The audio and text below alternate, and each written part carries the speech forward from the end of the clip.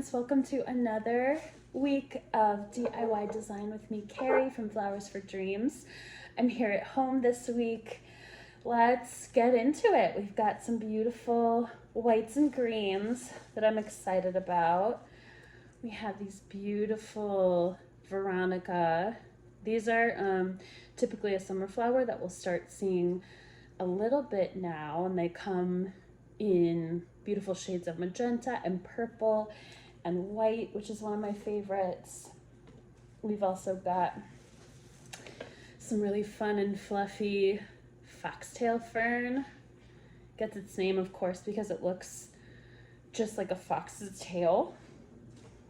We have for our focal flower, isn't that pretty? A white Gerbera daisy, and this one's special because it has a black center. These are interesting. Sometimes they can bend a little bit, so sometimes at the studio we'll hydrate them with a little bit of netting to get them to stand up straight. So you might see some natural curving of the stem. You can always try to just point it up a little bit if you do want it to be sticking out straight, but I like it when they have a little bit of a bend at the top, because then the flower face looks right at you, and that's perfect for design. We also have my favorite color of Alstroemeria Peruvian lily. Shakira is this color, and I think it just goes really well with just about everything. It's kind of this lime green yellow, almost somewhere in between a yellow and a green, and I think it just accents beautifully so many different colors, whether it's pink, blue. In our case, we're going with a more toned down palette of white and green, which I also think it works quite well. And some really pretty carnations, dianthus carnations. And these are also kind of just flirting that in-between line of yellow or green. It's a little bit hard to see which. I'm going to be designing in an antique ball mason jar. Interestingly enough, these were made in the Midwest for a long period of time in Indiana. I think they've since been sold and are now exported, but sometimes you'll find these vintage jars around antiquing or at thrift stores. And this one has a little bit of like a regular mouth, so I can tell it's a little bit of an older variety. So if you're using your mason jar, the idea is going to be just the same. Mine has a little bit of a smaller opening, so I may even run into some trouble fitting all these stems in here. Let's start by greening our vase. We'll add our foxtail fern and go ahead and strip off as much as you can. We don't want any little floaties in our water. And if you do see that any part of the base of the fern is looking a little crispy, you can just go ahead and get rid of that. And I try to get all those little hairs off. But this is a pretty, I think, easy green up this time. So maybe try, if you're someone that, like me, I usually go with more loose and organic styles. Maybe you want to go for something more rounded this week. One technique to make a really nice rounded green up is to spin your vase. So you can add at a 45-degree angle, turn, spin. You'll get a nice even application. Now you could divide these. So if you have a really particularly long piece, if you'd like to, you can kind of peel back at the center, give it a little clip, and then you can take a really, really tall piece into a couple shorter pieces so that you get a little bit more out of it. But I'm actually going to I prefer the tips. I think the tip pieces are the prettiest part of this particular fern. It's a really hardy fern, which is nice because a lot of our ferns, the second they lose hydration, they crisp up. They're a really finicky houseplant, but this is a very forgiving style of fern. So I've got a pretty even, a little bit on the taller side. We've got some tall elements with all of our stems being a little extra long and our veronica being pretty tall. So I'll start with my Alstroemeria. Go ahead and pull off the lower leaves from your stems. And I like to go in and peel back just that bottom layer. I think this just helps the bloom open up a little bit more, and it also reveals the pretty part of the flower. If yours looks like this, not to worry, just closed. It'll open up as soon as it's had a chance to hydrate and be out of a cold cooler where we've stored it. So go ahead and clean up your Alstroemeria, and I'm going to use that same technique. I'm going to insert at an angle and then turn. So I'll add and turn all the way around. So I got a nice even spray of my Alstroemeria. I'm going to keep it within the foliage greenery so that it adds some of that bloom color to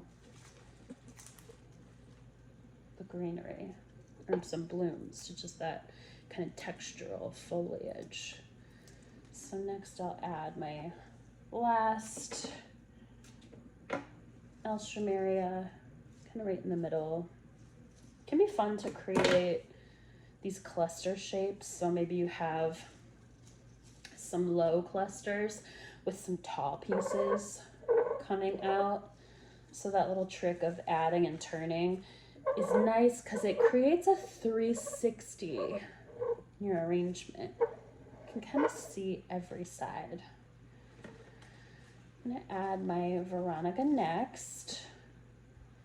Isn't that pretty? Go ahead and pull off all of the foliage. Veronica do like a nice sharp cut. So if you notice, it's getting a little droopy.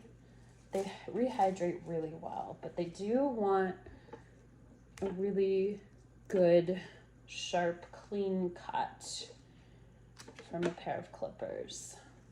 So it's always nice to have a good pair on hand.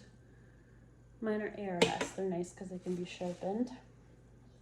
I'm going to keep stripping off all of that extra foliage. And I'll leave my veronica on the tall side, kind of up and out. You can use that same technique. Turn if you'd like.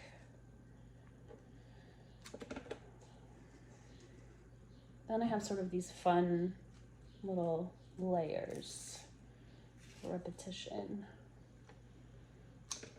This one needs to hydrate just a little bit. But you want to make sure to pull off all that foliage from the veronica so that the bloom can hydrate and it won't be hydrating the leaves. Got some fun shapes going on. Let's add our carnations next. Mine are still pretty closed. Very simple technique to process your carnations. Just go ahead and pluck off all the foliage. Now you can have fun with this one, and maybe you want to do a little bit of a lower cluster of blooms. I'm gonna leave mine up and out and it's just same technique. I love carnations. I think they're so fun and kind of retro in the coolest way. So I do love, you know, I might not go for like a red carnation or a tie-dye carnation, but I love these carnation dianthus that come in fun and unique colors, like this sort of in-between lime green. So pretty. Turning and adding, and you can look for the spots that don't really have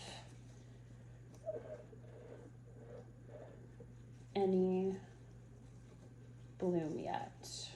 I like to call those holes. Sometimes when your blooms are not open yet, it's going to be a little less clear. Like this side doesn't look like it has too much going on, but this bloom will pop open in just a couple of days. Oh, so pretty. Let's add our focal flower. Another really fun retro bloom that I love is making a comeback. Now you could do this if you put it up high, have a couple options. It might end up drooping just a little bit, so just something to be aware of. If you put it low so that it kind of rests on the other flowers, it's gonna have some support to keep it from getting too droopy. I want it to droop a little bit just so that it shows. Their heads are just so heavy. They tend to kind of flop over. Oh, look at that. Beautiful whites and greens.